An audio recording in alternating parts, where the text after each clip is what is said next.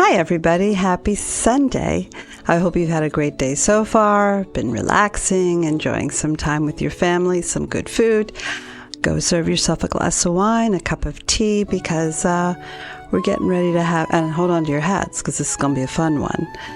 But before we start anything, let me bring Chris into the show. Hey, Chris, how you doing? I am well, dear. How are you? I'm doing well. How's your weekend been? My weekend is great. I have nothing major going on, just chilling, relaxing, and now we're here doing this. Yes, we are. So, you want to know what we're doing today? What are we discussing today? Okay, well, we had an interesting message last week on the chat for Soul Cafe, and it kind of brought up some thoughts and some questions. So this was a white woman that dates a black man, and she was just asking for advice on interracial dating.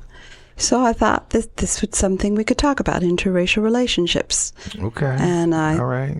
Figure it would be a good topic to talk with you. Yeah, man, I got a few things to say about that. Yeah, you got a few things to say about everything, but okay. So not everything, because some things I just be learning, like, love languages last week. I was just learning, man. I was trying to figure it out. But this interracial dating thing is something that, I did a documentary on it a few years back. It was something that really interests me. And so, yeah, we can talk about it, man. Let's do it. Where we starting at? Yeah, so let's start with your documentary. Well, in the documentary, we traveled all around the country trying to find out, because people always said, the more that you go north or west, interracial dating is more accepted versus down south. And, it's kind of true, but there's people are making it like, oh, it's just totally accepted in other places versus the South. And the South is really horrible, but, New York, LA, there were still pockets where you could find people that totally disagree with interracial relationships for all kinds of reasons. And most of it, it's just kind of stupid to me. Well, what were their reasons? Well, reasons like, people were saying the Bible says. They went there. It's like the Bible says that black and white people shouldn't be together. No, it didn't. No, the Bible doesn't say that at all. It speaks on Jews and Gentiles. Exactly. But it doesn't say anything about blacks and whites. But, then there were other people that saying, your kids will be confused. If you guys have kids, then your kids will be confused because they don't know if they're black or white. But I think that's a parenting issue. I think you teach you give your them their children. identity. Exactly. Absolutely. And then there was other people that were just hating. It was like black women, white men hated the most. Black women, white men. Yeah. That's the combination that's hated the most. No, single black women, single white men hate interracial dating the most. Oh, really? That's interesting. Yes, because white men would say, if you're... you're taking their dating pool. You walk into a bar with a hot white chick. They're like, no, you're taking her away from me. And she don't want to be with you. This girl doesn't want to be with you. Exactly. She had the opportunity, but she doesn't want to be with you. So what are you talking about? And then you have black women that say, the general consensus was, I've been with this guy. I've helped him in his struggles. I've helped him put him through school and all these different things. As soon as he becomes somewhat successful, or he becomes an athlete with a contract or whatever. Yeah, we do see that a lot. He immediately goes to the white woman. Why do you think that is? And I know I'm gonna get in trouble with a lot of comments today, but I think that sometimes black men just. And I'll give you a bunch of different reasons. Okay. First, I think that, and this is what black men say. They say black women are just too hard to deal with. They're too strong, got too much masculine energy, and they don't want that. And why do you think black women in particular, I see that with Hispanic women as well, why do you think they have too much masculine energy? Could it be that they've been put in positions where they have to step up to the plate and do those things? Now that I think about it, and have had time to think about it, I think that when you're a black woman or a Hispanic woman or whatever woman that's had to do all of this by yourself, You know, you had to raise the kids. You know, you had a baby daddy, but the baby daddy ain't He didn't do helping anything, out. so you got to And work. So you got to work. You got to raise kids. You got to cook. You got to make sure everybody's Homework's taken done, care bathes, healthy. Yeah, absolutely. You got to take care of all of Pay that. the bills. But, you know, I think they're going to be a little bit stronger. Yeah. Versus this white woman that probably didn't have to go through any of that. You know, like she just, you know, maybe come from a trust fund or whatever, where she just didn't have to worry about that. Especially white women that come from gated communities and stuff like that. They just don't have to worry about those things. And you know, so what I do want to say is this is all generalization, Yes, because of course. we have different strokes for different folks, and we do have white people and black people and Hispanic people, and that have all been through the same thing. So in terms of interracial relationships, and so you're talking about black women, White women, black men, right, and white men, white women. And that's a whole other side of it. We'll talk about that. But right now we're talking about black men with white women. Yes. Even though I know that, you know, interracial is really anything that's opposite of your race. correct. It could be Chinese, it could Exactly, be Mexican, exactly. it can be whatever. But the world sees, when you ask people about interracial dating, the first thing that pops up in their mind is black and white person. And why do you think that's such a taboo? I don't know why it's a taboo. I just really think that, you know, I think that it's just old school, and people, white people always felt that they were better than black people. You know, they didn't have to go through slavery and all that kind of stuff. Right. Okay. So you know, let's take a little bit of this of the footprint of that. I mean, so slavery has been over for a while, thank God. Although, but I think in a certain way, it still kind of exists, and there's because we still have plenty of racism and stereotypes and discrimination. Right. Absolutely. And I'm sure that as a person of color, you deal with that, or we all deal with that at certain places and certain times in our lives. Right. So, getting back to the black man and the white woman, what do you think in terms of the attitude of families? Families. You know, we did talk to some families, and, you know, they were the ones talking about the Bible. They were the ones talking about, you know, children being confused. And then there was just people that was just like, I don't even know why I don't like it.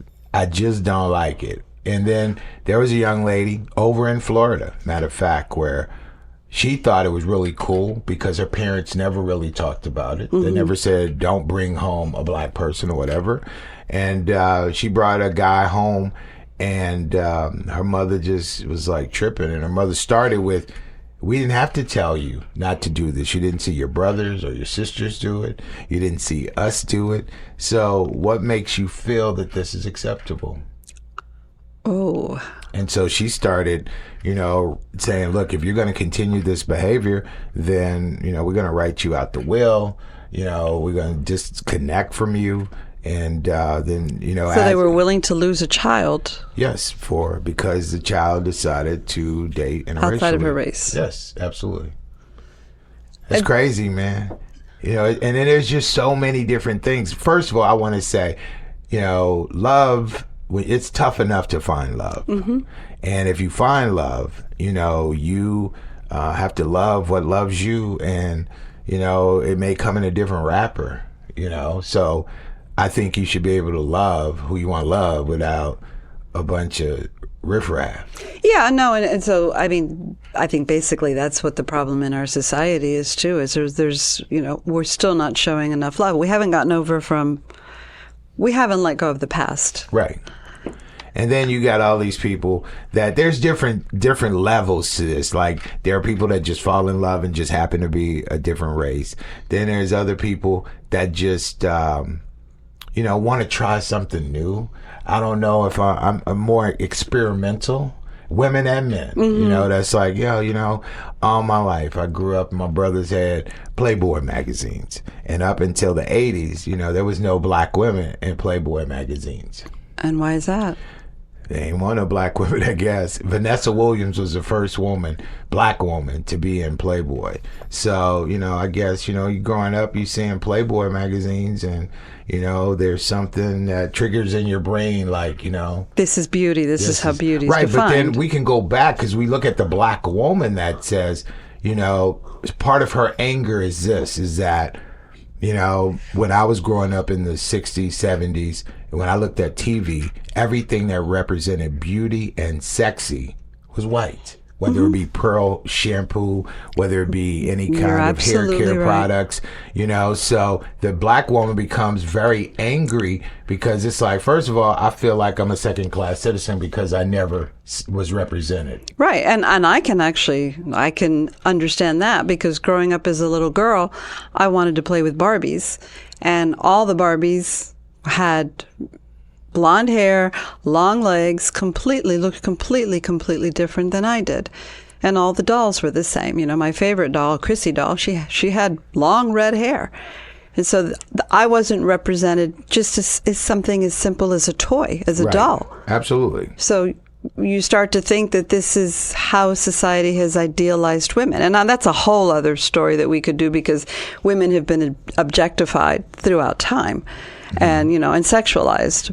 And it starts with the Barbie doll. Right. But then you have, at this point, we move forward, and then you have this black man that wants to all of a sudden date outside of his race.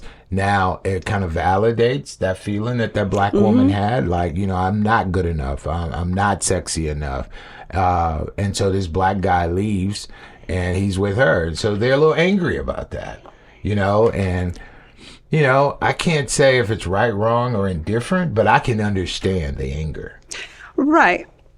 I understand it as well, but I guess it works the same way if it's a white woman and a black man, and, people need to find love wherever they can. Right.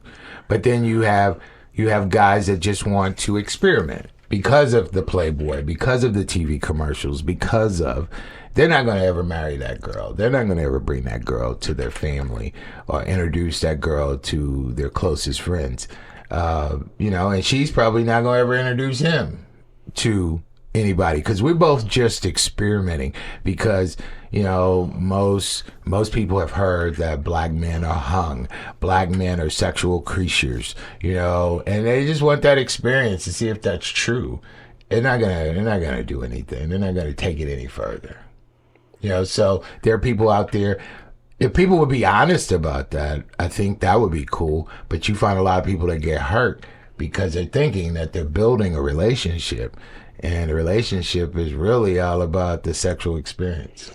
Oh, well, that's fetishizing, and it's a horrible thing to do one way or another. But that's actually, if you're looking to date outside of your race simply because of the things that you're hearing and rumors and. Yeah, that's fetishizing, and that's not conducive to building a relationship. No, not at all. But then, just about a year ago, I was on a golf course, and a guy was just randomly talking, and it landed on interracial relationships. And this golfer said to me, he said, man, we can do a lot of things together. We can eat together, we can play golf together, we can go to church together. But the one thing that we cannot do is sleep together. And I was like, oh. And he was like, but he's a guy, so why would you want to? No, but he was really talking about, he was headed towards his daughter. And he was like, if my daughter would bring home a black guy or any other race of person, I would probably want to kill her. Her? I mean, yeah. He was like, yeah, like, she knows better. And I just was listening, and then as we were turning the corner to get to the 10th hole. I'm surprised you didn't throw a golf course. I was like, what's going to happen, though? Because you have all this hatred in your heart, guess what your daughter's going to bring home to you? Yeah. She's going to bring something because God has a really cool sense of humor. And he's going to allow your daughter to fall in love with her trainer or something like that. And you got to deal with that, man. Yeah. She's going to bring home a really nice black guy. Right. And, I want to see what you're going to do, So I just think that all these people have all these different issues that I really don't understand. I don't understand, man. And I wasn't raised that way because, you know, my brothers have married other races of people, and my parents was like super cool. I remember my brother married this chick, and she's a Hispanic, and you know, she walks in, and my dad was just kind of listening because he's really not that talker. And, you know, at the end of the conversation, he was like, I'm pretty cool with it. I just got one question. Can I touch your hair?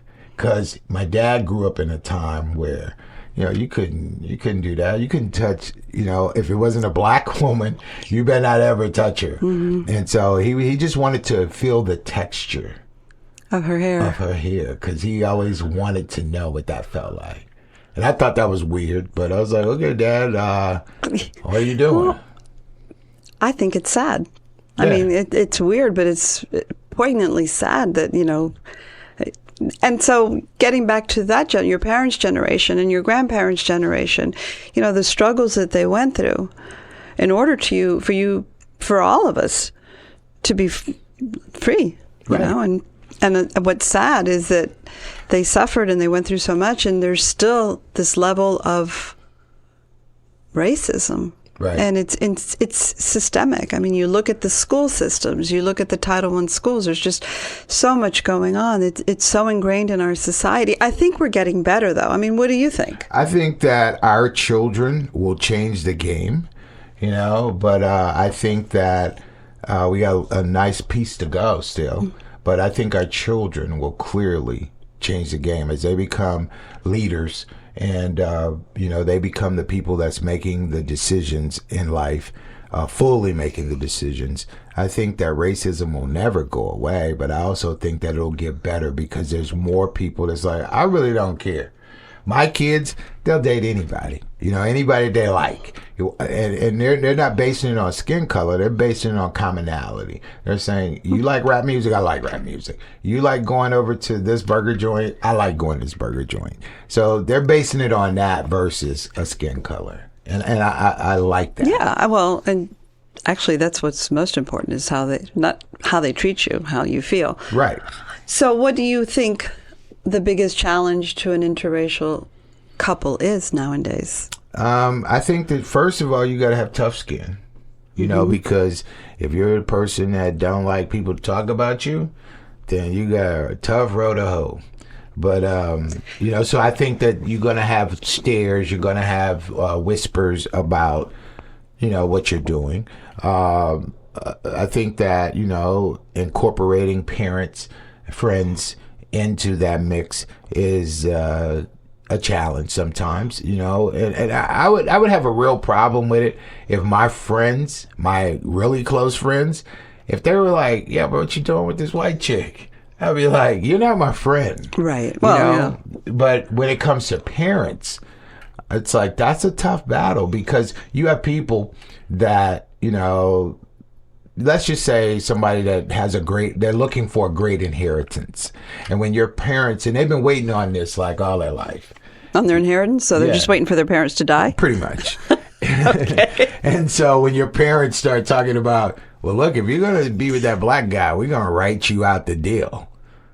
You know, some people get scared, you know, and then there's other people that's be like, man, I don't even care about that. You know, it's like, so I think that, you know, that's some of the major challenges. I think parents and friends would be the major challenge I think that people face. Okay, and so that's kind of what this lady was saying, and I think it is a big challenge. So how would you suggest going around that? How would I suggest going around it? Yeah, I'm gonna work from the Debbie Lopez playbook.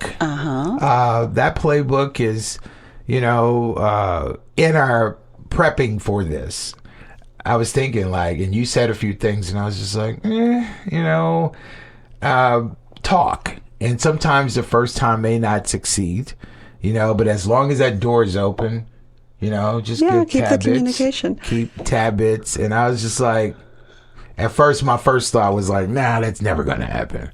And after I slept on it, I was like, you know, it could work. I don't know. Maybe. Yeah, I mean, it couldn't.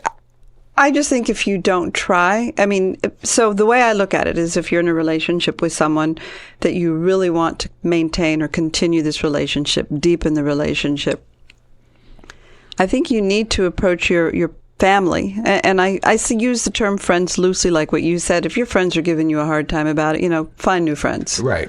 Because a true friend is just going to want their friend to be happy and to be in a good, healthy relationship. And it's tough out here, man. It's tough. No, it's hard to find somebody. And somebody that you fall in love with, that is a gift. And to me, when God is giving people, what he's looking at is souls. And he's not looking at the color of the skin or the package that soul is in.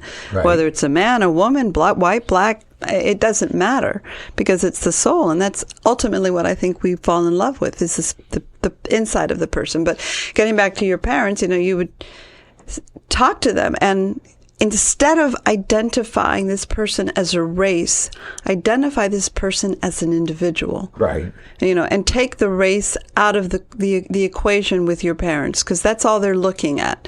So introduce them to the qualities of the person that you're in love with. I'll never forget this. My daughter, my youngest daughter, brought home a blue-eyed, blonde-haired white kid for Thanksgiving. And he was nervous, and I just answered the door. I was like, hey, he was super nervous. He didn't know what to do. And, as I invited him in and said, take a seat, whatever, she will be with you shortly. I was like, man, you don't have to be nervous. I got 30 seconds here, bro. Like, I just really want to know, what's your intent with my daughter? Do you have good character? Do you just want to sleep with her? What's the deal? And he was like, no, sir. I really care for her, and blah, blah, blah, blah, blah. I was like, okay, it's over. I take your word for it until you prove me differently. Right. Then, go for it. And so I left him sitting there, man. And, I think he got comfortable. I mean, by the time we ate dinner, he was super cool. Okay. Well, but I think that's the way a parent needs to handle these things.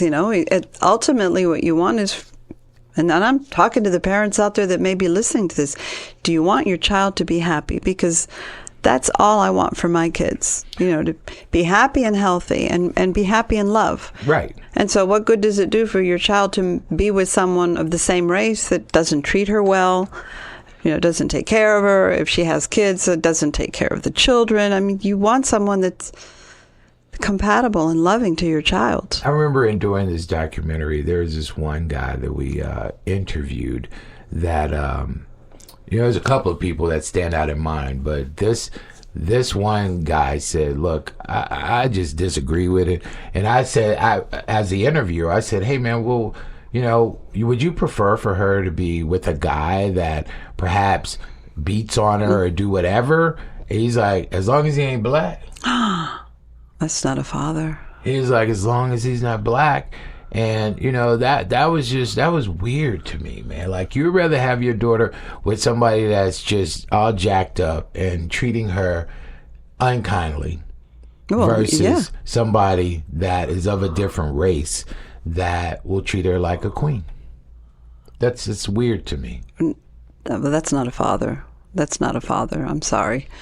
And if I was the daughter, you better believe I'd be dating. I would disown him just for the fact that he said that. Keep your trust fund. Right. I mean, but there's a lot of people, that don't have that strength, because they're people pleasers. They want to make everybody happy. I know several friends of mine are people pleasers where it's like, I'm not feeling it, but to keep the peace, I'll just agree with whatever. I'll leave the guy alone, or I'll sneak around with him where nobody knows. Well, but the problem with the sneaking around there is eventually that guy's going to get tired of being the second-class citizen, and I'm not welcome in your house. You have a problem. Yeah.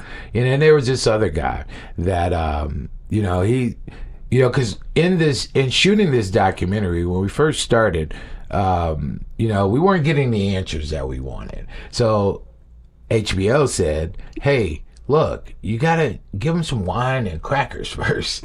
You got to juice them up a little bit, and then they'll loosen their tongues. Right, they'll tighten it up, man. So they'll give you what you're looking for. So we started doing that. So the answers you were looking for was the truth. Okay. I wanted the truth, not the political stuff. Right.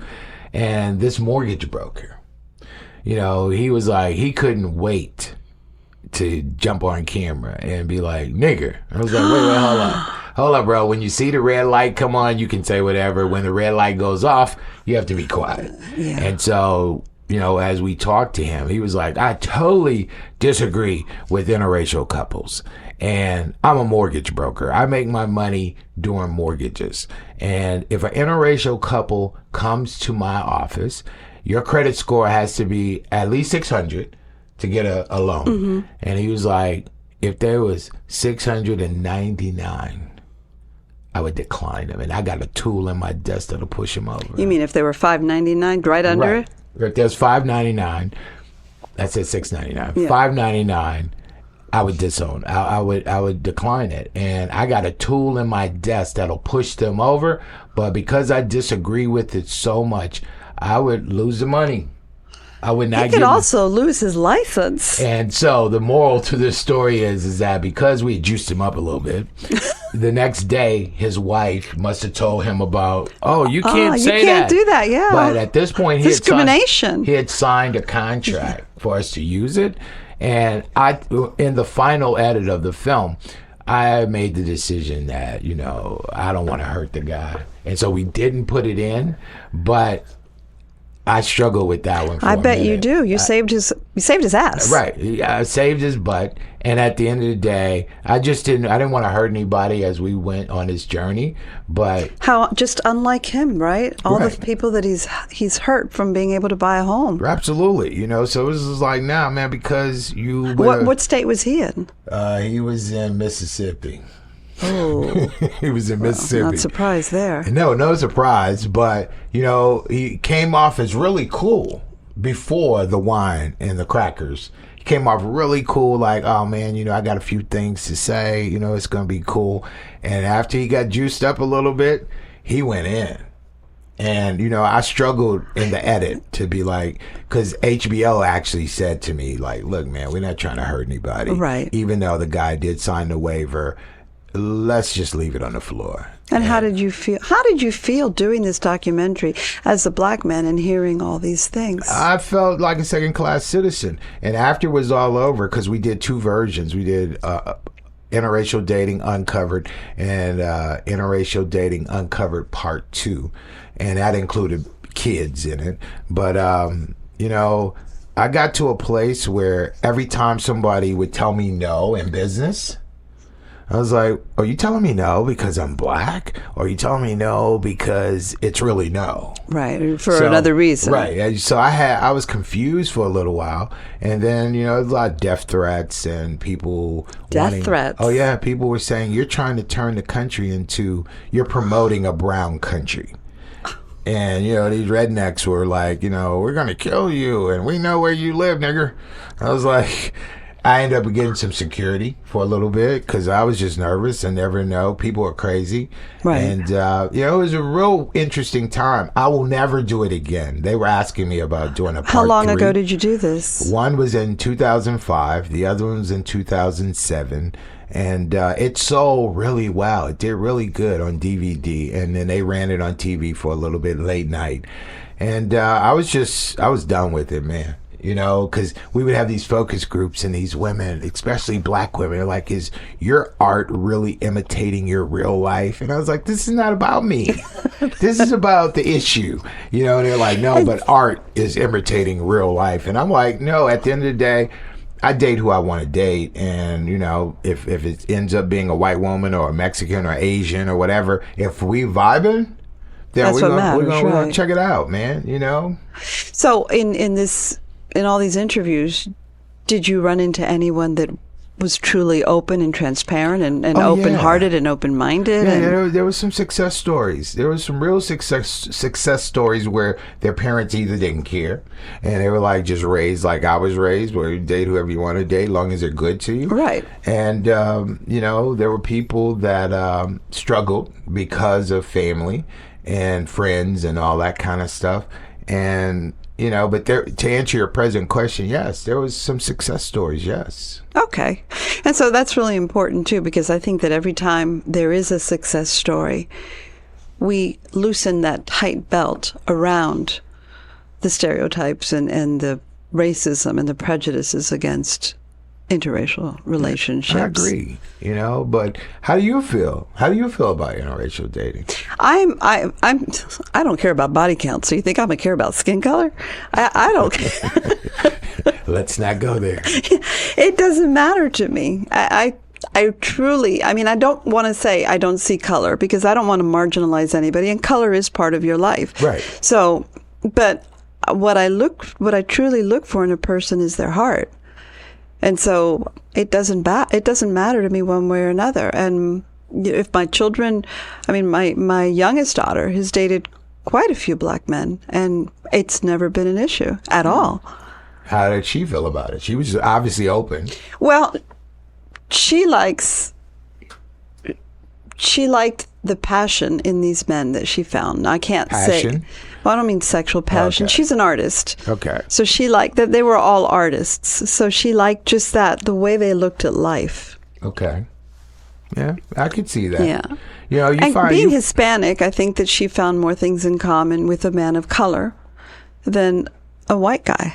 Well, I'm from Louisiana. So as I sit here and we're doing this and I'm looking at you, down in Louisiana, we wouldn't know what you were, because there's a lot of Creole people in Louisiana, and you look just like them. So I don't see you as, I would be the one walk up to you and be like, what are you? Woman. It depends on the day. It's like, what are you? Usually a woman, yeah. That's what I identify as. But that I would be asking the question of, like, are you black? Are you white? Or, because it's hard to tell down there. Right. It's like, but as you go other places, or as the skin color gets darker. Well, you go to Miami and you'll see plenty of girls like me. Yeah, well, I've been to Miami several times, and you're right. You're right. That's for sure. But I just think that people should be open. I think that people should not pass judgment based on skin color. I think that people should get to know the person. Get to know what this human being is really all about before you just make a blanket statement like, you shouldn't be dating that guy because black guys. This one old man, he said, look, man, normally when a white girl dates a black dude, he ends up putting her on drugs and turns her into a hooker. Oh my God. I said, really? And he said, yeah, because if you stare into a black guy's eyes too long, you hypnotize her. And he believed that. Oh, how ignorant. He really believed that. No, that was in I don't even want to ask you. That was in Alabama. I don't even know where you picked him up, but I hope you just left him there. Right. It was like, Jesus Christ, man. Whoa. I have that kind of power. So it's like Satan? Yeah, absolutely. So, people have strong opinions about this. They do. And, I feel sorry. I seen the chat room when you was talking to this lady, and she was screaming for help. She was really screaming for help. Like, please help me, Miss Lopez.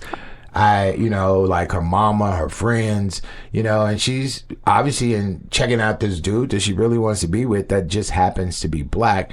And the love can't I like the really... way you said that. Just happens to be black. Exactly. Right. It's like, the love can't shine through because of all the other issues. Yeah. So I can only imagine what their conversations are like, because most of it's probably about, your mama don't want you to do this, your friends don't really, I've never met any of your friends. Like, what's up? So I can imagine that conversation. In a relationship, you want to feel accepted by everybody, especially the family. Right. Most especially the family. Especially if I'm trying to get, this is something long term for me. I really need to connect with your people. Well, so I think in a relationship, in that case, you do try the talking, and you try to identify this individual, what they've brought to you. Just the simple fact of not even that they're good to you, but what it's doing for your life. Because being in an interracial relationship, you're learning about a different culture, right?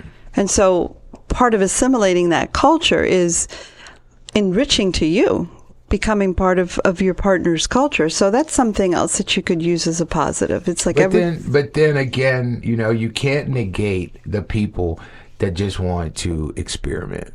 You know, there's a lot of Right. experimental people. And if that's what you want, then don't bother introducing them to your mom. No, you wouldn't. You Right. know, And and so I think that another safeguard is like, before talking about introducing to my friends or my parents or anything, I need to spend a lot of time with you. Right. I need to understand what your real agenda is, you know? Yeah, where are we going to take this? And just Right. being intentional. And also with the full knowledge that it definitely will be more challenging than a relationship with someone of your race. Absolutely. Because you have the society challenges of the societal pressures, you have challenges of cultural differences, language barriers, just all these different challenges that it's going to push you. It's going to push your relationship. However, it's also going to really strengthen your relationship. Right. And so, getting back to the issue with the family, I think that, if you try all that and it still doesn't seem to be successful, establish some boundaries and establish some distance. What would that boundary be? Like you said that when we were prepping, and what would those boundaries be? What it would look like? Yeah, what would that look like? Okay, so these are my needs. Mom, Dad, these are my needs. I need to be with a man that loves me. I need to be with a man that I love, someone that takes care of me. My needs are to be with someone that I love. I don't need you all telling me what to do. I don't need you to be disrespectful. I don't need you to dishonor him. And never tell your parents, don't be judgmental, be accepting of their behavior. Mm-hmm. Try to teach them about racism, because if their attitude and their problem with this person is due to racism and stereotypes, try to educate them about where we're trying to go in this world against racism. Wait, pause though. But if you say educate them, so you have, if I go to my mom and dad and be like, and especially if my parents were white, I go to my mom and dad and it's like, well, let me educate you about slavery. And they're like, I don't need to educate you about it's not. slavery. Well, you don't have to, because we own them. My parents own them. Right. So you know what? They owe reparations. Absolutely. So that's a whole different story right there. That's a little bit different than just, hey, Mom and Dad, I want to date this man that's black, or hey, Mom and Dad, I want to date this girl that's black, or vice versa. I mean, how do black people feel about their children dating outside of their race? You talked about your parents. Yeah, this was 18 years ago. So most of the kids that are at the end of part 2 of the film, most of the kids, with the exception of, I think two kids, were two kids from two different families. Everybody else was real cool because they're like, man, look, I get more than my friends, my white friends, because I get to celebrate George Washington and Martin Luther King. So they're like, I'm gaining something. But kids don't suffer because of that. But then there's these two kids where it's sad to say they've never met their grandparents, their white grandparents, because they didn't want to have anything. When they got married, the family decided, we're not showing up. We're not going. And so this black family kind of wrapped their arms around them. Right. And then the girl got pregnant and all this stuff, and they never seen, because, the dad was like, what are you going to do? Baby go come up with an afro pick in his head. Oh. I was like, what? So much ignorance. Wow. Who thinks of this stuff? An ignorant person. So it was crazy, man. But the majority of parents have done a really great job at making sure that they know their culture and their heritage on both sides. Absolutely. And I commend them. So you would say that black families are more accepting and more open to their children dating interracially? I think that they are. I think that, I think that there's that initial shock because most black mamas think that you're going to marry a girl that's kind of like her. And maybe she is just like them, just without the skin color. Not physically, right. Maybe the characteristics are the same, and that's why that guy fell in love with her. But, black moms be having some issues right off the bat, but I don't think they draw that hard line every time. And so I would kind of wonder if their issues are related to the fact that they don't want to see their son be hurt or suffer or, deal with the how society can treat people. Right.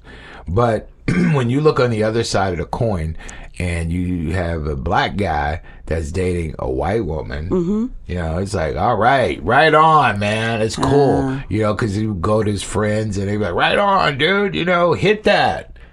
But again, I don't see that white guy taking it all away. And I'm generalizing because there are lots of white men that have married black women. Right. But in this film, they were like, man, it's cool to sleep with her. Bring her around. We could party with her, whatever. But I don't know if that's going to go anywhere. It's stupid, man.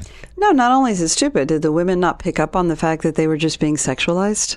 I'm sure they did at some point, but you know, for people to sit down in front of a camera and there's just two women in part two, you know, this black woman, white woman, we set them together and they were like just kind of talking about why black men choose you, the white girl. And, you know, it's like these ladies we had to stop shooting 2 times because they were getting into it. They were ready to get at it, man. It got to a place where they were almost ready to throw blows. And, you know, the black girl is just saying, look, I know why he chooses you, because you easy. You let him walk all over you, you know, you do nasty things to him. And it was like, wait a minute, you don't do those same nasty things? No, you just don't publicize it. You know, you don't see you talking about it, but you do the exact same thing. You don't see it in a porn movie. Well, now you do. But, you know, it's just, it was crazy, man. Because the same thing that the black girl was saying to the white girl is that we all do the same thing. Once you like somebody, we've all been fools. You know, right, for love, we've exactly. all played a fool before. It doesn't matter about the color. We've been a fool before. But, you know, I just think that, you know, we need to just get rid of all that, man. We do. And so I think the world has changed a little bit since you first made that show. 18 years ago. Yeah. So I think that we're heading in the right direction. It's not moving as quickly as I would like, but I think you kind of said it well. I think that with our grandchildren, their world will be different. Yeah, our children, you know, because now our children are still dealing with people that are a little bit older that still haven't crossed that line. But then there's always going to be, you know, that person. Oh, hatred! You can raise children to hate, right? You know, and those children been bred that way, so you know that's all they really know. So I think you're going to always have a degree of it, but I think that degree is going to be less and less. And there'll be a lot of people that cross over. It's like, you know, I used to think like this, but now I don't really care. You know, I think that we're heading in that direction. And, you know. Yeah, I think the world is becoming more, and I don't want to say tolerant. I never want to say accepting, more accepting of different relationships than what we're normally used to seeing. Right. And I think that's a good thing. Yeah, I really it's do. Definitely a good thing, you know, but the girl that reached out to you, you know, my heart goes out to her because that's a struggle. Well, and I think she can do all these things, but at the end of the day, she may have to make a very tough decision. That's a hard one. It is. It is. Ooh, I'm just sitting here thinking, like, if I had to choose between my girl and my mom and dad. I think a lot of times stepping away from it, though, you know, saying your piece, telling your family how you feel, what it is that you're setting those boundaries, and then being prepared to just step away for a bit and let them sit in it. And standing firm on what you want, and never closing the door to communication, but standing firm on this is what I need. And, you know, you also run the risk of the partner, if he really loves you, saying, look, I don't want to do this to you. Right. You know, because at the end of the day, that's kind of where my space would be like.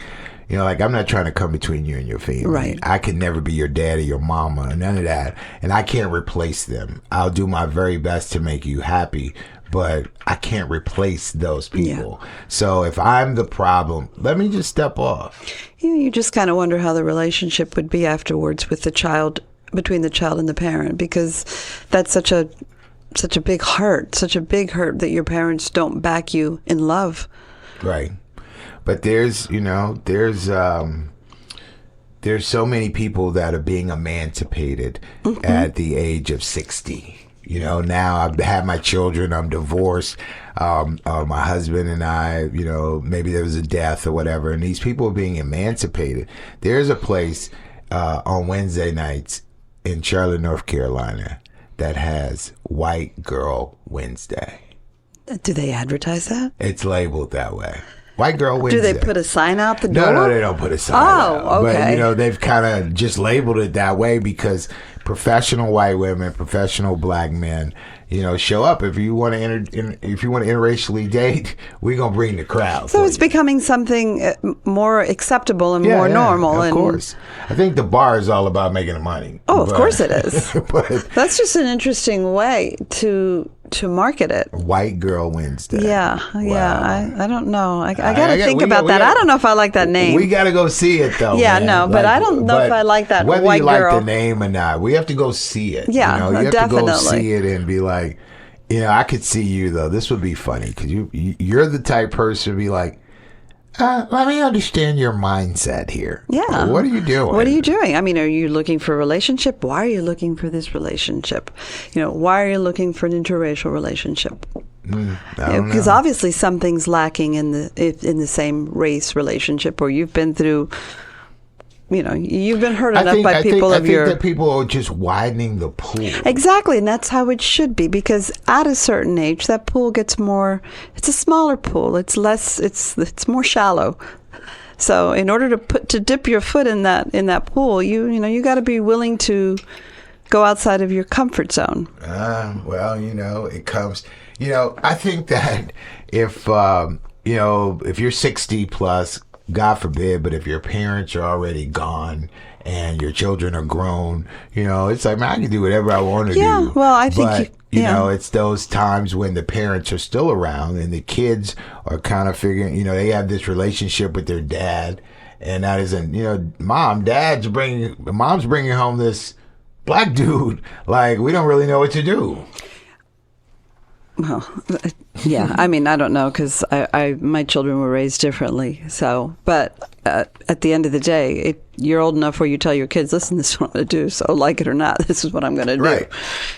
So, but it's all just real convoluted, man. And we can have conversation about this over and over again. Yeah. No, what I would like, and we don't have time for it, but I would like to hear the perspective from the woman's point, and maybe also a black woman that is dating a white guy. What are black women looking for when they start to date a white man? Or right. Yeah, that would be interesting. Yeah, because you really can't speak about that because... No, I can't. Yeah. But the few black women that we interviewed in the film, it was like, just night and day of the things that they appreciated in the white man versus the black man. And, he was more transparent. He was more honest. He was a better provider. He was this, that, and the other. And I was just like, well, in my head, I couldn't say it because I have to stay in the middle. But I was thinking, there's black guys that's just like that. Absolutely. There's white men, there's black men, there's Asian men. Exactly. That have that same characteristic. And if you didn't find it and you found it in his white guy, I Good applaud for you. you. Exactly. I applaud you. Yeah, but don't denigrate your race because you found that in somebody when maybe she was just looking at the wrong places for a guy of her race. But so the only thing that I applaud there is the fact that if I'm dating outside my race, then at the end of the day, I want to bring my girl to the hood. I want her to get, hey, look, I know you donate money over here and this, that, and the other, but can you put a little bit of that towards the Negro College Fund? Mm-hmm. I want her to be engulfed in that. Like, these are the things I support, and I would like her to be a part of that, Yeah, those are important things. Yeah. So, it's like, I just think incorporating your partner into your lifestyle. And those are great ways to know if you're really in it for the long haul or if they're just in it for the ride. Right. And so once again, it comes back to my favorite word. Not that one. Communication. No. I don't even know what that word is, but... No, communication. Okay. All right. Communication. Yeah, I think that you need to talk about it. Everything. And you need to understand that... Open heart, open mind, and... But the conversation has to be a little bit deeper versus if I just met somebody the same race as me. Right, because you're going to be dealing with different... I mean, establishing a healthy relationship is challenging anyway, but the challenges are going to be a little bit greater in an interracial relationship. However, the rewards are amazing because then you truly become one. But people were like, I do interracially date, but I asked the question, have you ever interracially dated before? Which a lady asking a guy that. And normally these women won't date people that have never interracially dated, or better yet, the chances of them dating is less likely than someone that already has, because not because of anything other than, they're afraid that, the discrimination or whatever will, they invest this time and all of a right, sudden, and then it'll scare them away. Right. So, well, that makes sense in a way. Yeah, it does. But there's always got to be the first. Right. Somebody's going to be first. Yeah. You got to give it a try. And the first one could be the one. Exactly. Absolutely. So, I just leave it at, love is hard to find.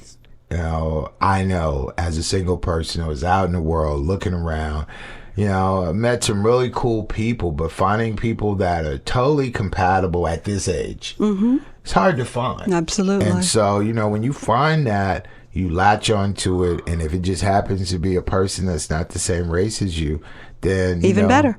Even better, explore. You're going to learn something. Absolutely. You're going to learn that this lotion that I use on my body, it's probably too thick like motor oil. It won't work on your body. Yeah, well, but that shampoo you use probably won't work on this hair that I used to have. Yeah, I was going to say you don't have any now, but yeah. But it probably, but those are the differences. I just think, we incorporate the differences and we keep it moving. Absolutely. So, we've gone. This has been a long one. There's just so much. I mean, we could even keep going. So, but, and we will at some point. We'll have a part 2, right, kind of like we'll bring some guests in. Yes, but what I would like to do is leave the listeners with the ability to watch your documentary. So, how could they find it? You can find it. Well, people have pirated now. So you can find it on YouTube. It's called Interracial Dating in America Uncovered. You can check that out, and then Interracial Dating in America Uncovered Part 2 has the children in it as well. Well, great. Thank you, Chris. You're it's welcome. Interesting interviewing you. Man, I don't really want to be no interview, but, I think that, this is a subject matter that, people are facing, even in this day and time, which makes it really sad. crazy. Yeah. It's like, we got so many other things to worry about other than... Guys, this world, absolutely, and we're focusing on this crap. Right, but, for those of you that are successful in interracial relationships, more power to you. For those of you that are struggling in it, my heart goes out to you, and I really hope that you find some resolution, because love is hard to find. It's really hard to find. And love is love. Yeah, it is. So, I don't think black love is going to be any different than white love. Absolutely love not. is love. And so what we see is each other's souls. Yeah. And that doesn't have a color. Yeah, you're right, man. So, and if you can touch that soul, then life is magical. Life is really, really good.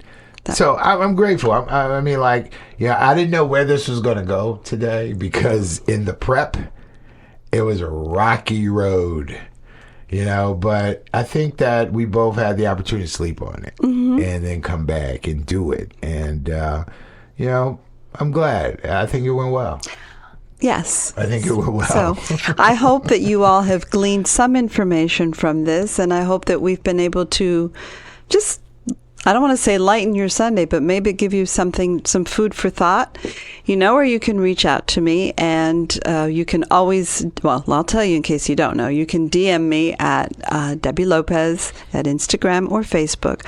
And you can email me at lopez.deborah, DEBORAH, that's my full name, at 2025@gmail.com. I would love to hear your stories, and I would love to have the opportunity to interview some of you with your stories. So please find a way to reach out to me. And you can always hear tidbits of our conversations on Soul Cafe Radio Tuesdays at 2:35 p.m. Eastern Standard Time.